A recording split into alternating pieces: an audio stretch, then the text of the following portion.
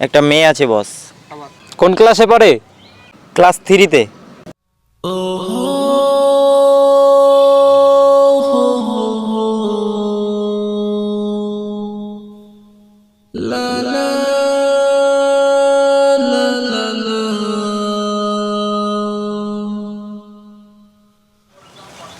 বস, সব জায়গায় ঠিকঠাক, কোন জায়গায় 6, কোন জায়গায় 7।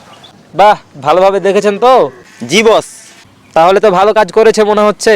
সবাই তো 3-4-এর মধ্যে থাকে বস, আমরাও যদি 3-4-এর মধ্যে থাকতাম। সবাই 3-4 করে, আমাদেরকেও 3-4-এ থাকতে হবে, তাই তো?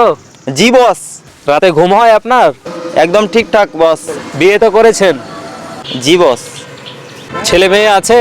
একটা মেয়ে আছে বস। কোন ক্লাসে পড়ে? ক্লাস 3-তে। টেনশন হয় মেয়ের জন্যে? জি না বস।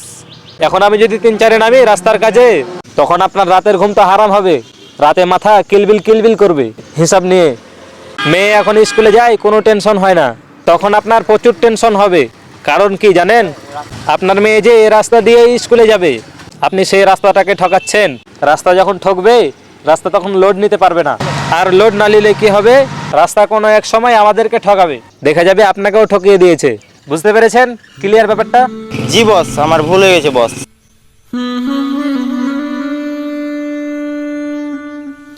একজন সত্যিকারের বাবা কখনোই তার সন্তানদেরকে হারাম উপার্জিত টাকায় কোনো কিছুই খাওয়াবে না।